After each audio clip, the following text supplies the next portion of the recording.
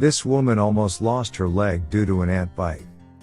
After an ant bite, a woman with type 1 diabetes was told she needed an amputation. Here's how doctors were able to save her leg using a variety of treatments and procedures. People with diabetes are at high risk of having serious problems with their feet.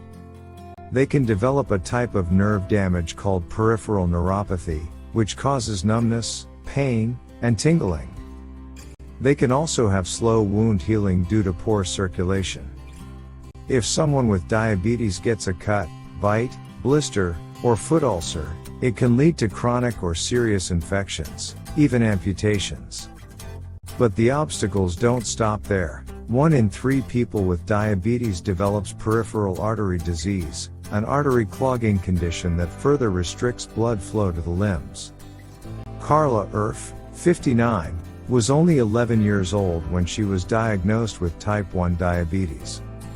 Despite her diagnosis, she led a relatively healthy life until her mid-30s, when an ant bit her foot. Here, she shares how a physically small injury, made worse by diabetes, led her down a path of doctors, surgeries, and lifestyle changes. Eventually, she was able to avoid amputation and persevered as a stronger and healthier person. A bite seemed like a minor irritation. I'd been bitten by ants before and it had never been a big deal. They healed and went away without any issues. But when I was bitten by an ant on the top of my left foot over 20 years ago, I had no idea at the time how much my life was about to change. This ant bite just wouldn't heal. My type 1 diabetes diagnosis. I was diagnosed with type 1 diabetes when I was 11 years old. At the time it was incredibly surprising. My mother's family didn't have a history of diabetes and I didn't know my father's family. Little did I know that when I connected with my father's family in my 20s, I would meet a whole host of people with all the same health woes as me. I spent a month and a half in the hospital getting regulated on insulin, but after that, my childhood continued like any other. I was able to stay active and healthy, avoiding any complications from my diabetes. Other than during my 2 pregnancies, at 24 and 26, I never had to take more than 30 units of insulin a day. As I got older, I was constantly researching type 1 diabetes and trying to do everything I could to stay healthy. I knew that foot problems could be an issue. I remember being told as a kid that my feet were very important and to make sure I checked them daily for sores and went barefoot as little as possible. I did my best to follow that advice, wearing running shoes almost all the time. But living in Florida, there were times when I wanted to kick them off, and it was on one of those days that I got the pesky ant bite. This man's rattlesnake bite is a warning to everyone to take animal bites more seriously. The ant bite that changed everything. When the bite not only didn't heal but also kept getting worse, I made an appointment with my primary care doctor, who just recommended that I keep an eye on it. After a few months and no improvements, I was referred to a podiatrist. The podiatrist thought the color in my foot was changing and referred me to a cardiologist. He suspected that my diabetes had prevented the bite from healing. It may also have been restricting blood flow to my foot. The cardiologist did not think urgent action was needed. He told me that I would probably end up being a candidate for angioplasty, a procedure that restores blood flow through an artery, in another 5 to 10 years, but for the time being everything would be fine. But everything wasn't fine. Just 2 years later I was back in his office, at which time I was told that angioplasty was no longer an option and that I would need my leg amputated. It turned out I had peripheral artery disease and cardiovascular disease, something else that ran in my father's family, and that the cardiovascular disease had progressed so rapidly there was nothing they could do. My body was making excess plaque too quickly. But I said no, amputation was not an option. I was going to find another way.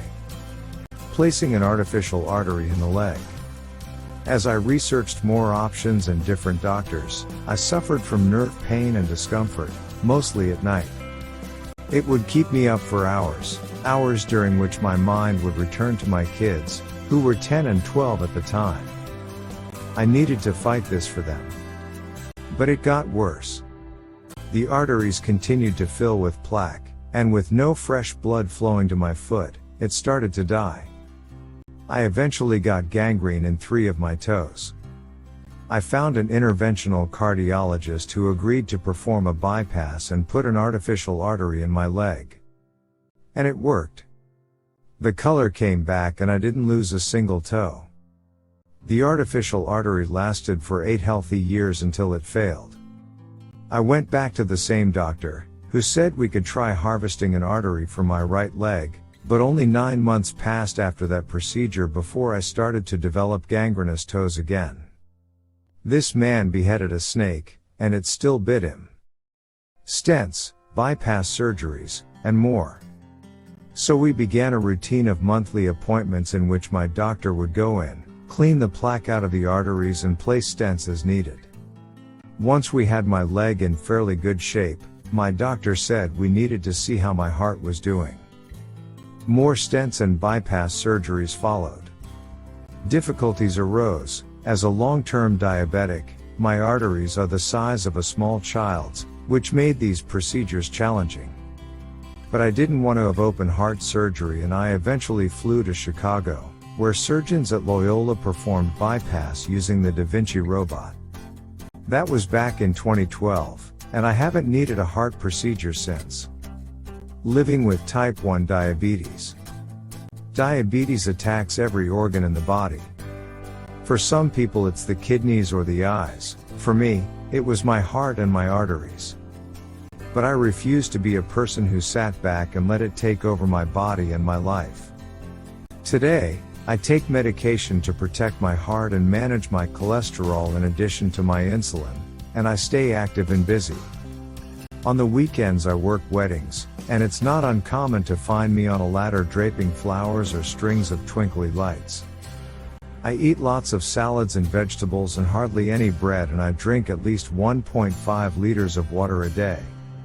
It's been a long road living with type 1 diabetes, but I consider myself fortunate and I plan to continue to lead an active, healthy, and happy life.